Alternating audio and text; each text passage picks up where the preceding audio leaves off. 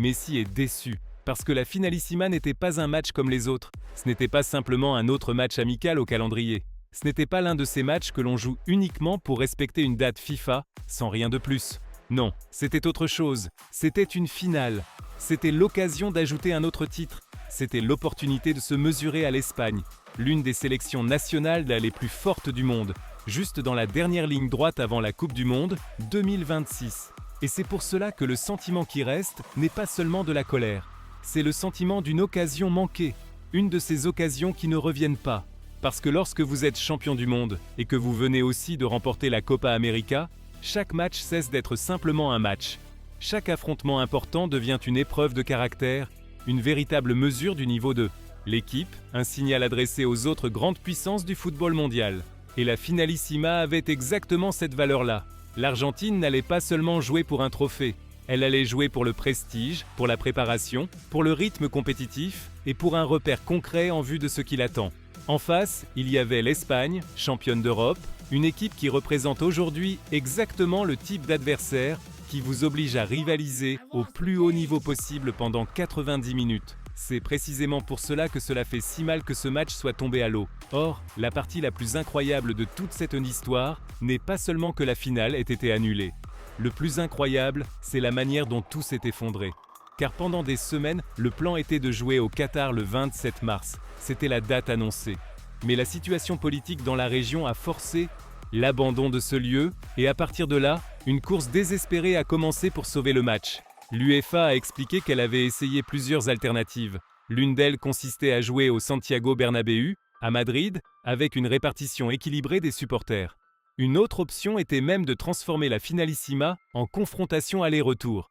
Et après cela, des sites neutres en Europe étaient encore envisagés afin de maintenir le match à la date prévue ou de le décaler au 30 mars. Mais au final, rien n'a avancé. L'UEFA a affirmé qu'aucune de ces options n'avait été acceptée par l'AFA. De l'autre côté, la version de l'AFA et de la CONMEBOL était différente. Selon l'explication diffusée après le communiqué européen, une fois le Qatar écarté, une proposition a émergé pour jouer en Italie, sur terrain neutre, le 27 mars. L'Argentine, selon cette version, a accepté l'idée de jouer sur terrain neutre, mais a demandé à repousser le match au 31 mars, seulement 4 jours plus tard. Rien de plus. Et c'est là que tout s'est finalement brisé.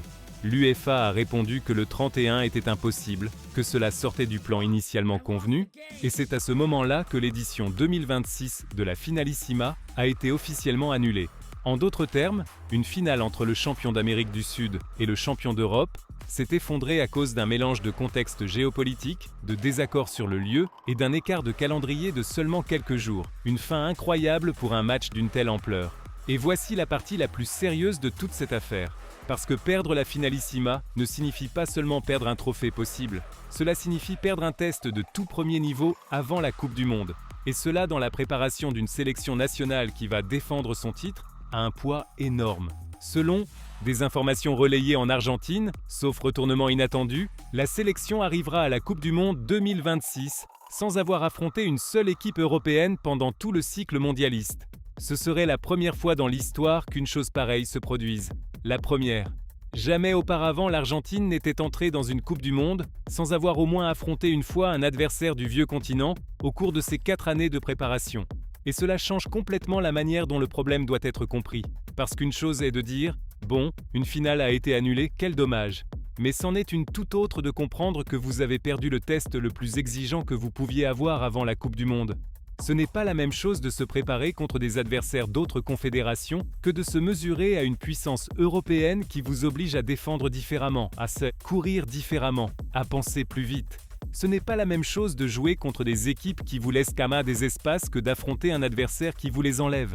Ce n'est pas la même chose de dominer la possession dans un match amical confortable que de rivaliser avec une sélection capable de vous contester le ballon, le pressing, le rythme et les détails les plus fins du match.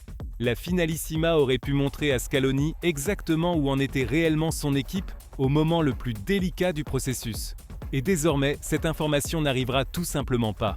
C'est pour cela que, lorsque les gens parlent de déception, ils ne parlent pas seulement des supporters. Ils ne parlent pas seulement du marketing ou du spectacle de voir Messi face à l'Espagne.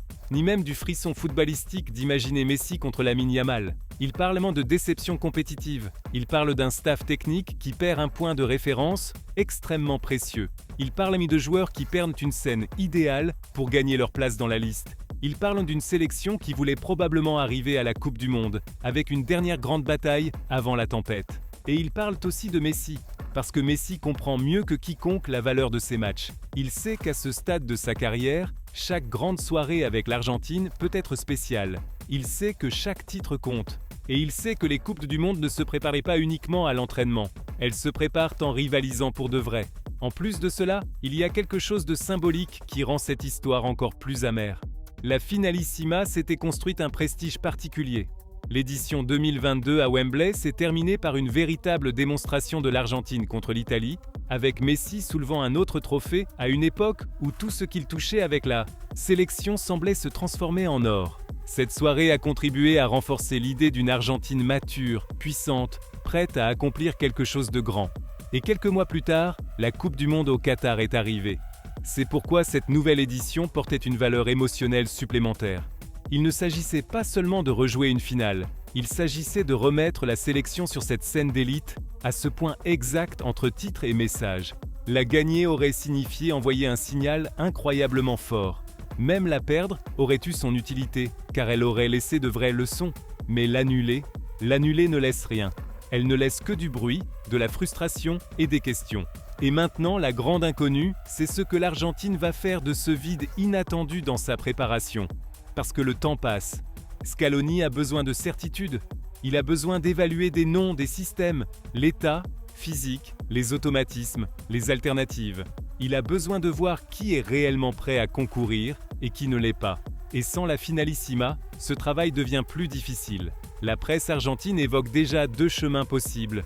Trouver rapidement un autre adversaire pour profiter de cette fenêtre disponible, ou utiliser ces jours pour un long stage à Ezeiza, avec des séances intensives, mais sans la véritable valeur qu'apporte un match de très haute exigence. Aucune de ces deux solutions ne semble à la hauteur de ce qu'une finale contre l'Espagne aurait pu offrir. Aucune. C'est pour cela que cette histoire laisse une sensation si étrange. Parce que l'Argentine est toujours championne du monde. Parce que Messi est toujours Messi. Parce que Scaloni a déjà prouvé qu'il savait construire des équipes compétitives, même au milieu du chaos. Mais malgré tout, cette annulation fait mal. Elle fait mal parce qu'elle détruit une occasion idéale. Elle fait mal parce qu'elle vous laisse sans repère de tout premier niveau. Et elle fait mal parce que, pour la première fois de son histoire, la sélection pourrait arriver à une Coupe du Monde sans s'être testée contre l'Europe pendant tout le cycle. Ce n'est pas un détail sans importance, c'est une anomalie. Et peut-être que dans quelques mois, nous comprendrons que cette Finalissima n'était pas juste un trophée de plus. C'était la dernière répétition générale à grande échelle avant la scène la plus importante de toutes. Alors maintenant, la question est inévitable. À quel point cette annulation est-elle vraiment grave? N'est-ce qu'une déception passagère? Ou parlons-nous d'un problème sérieux dans la préparation de l'Argentine pour défendre son titre mondial? Je vous lirai ici dans les commentaires.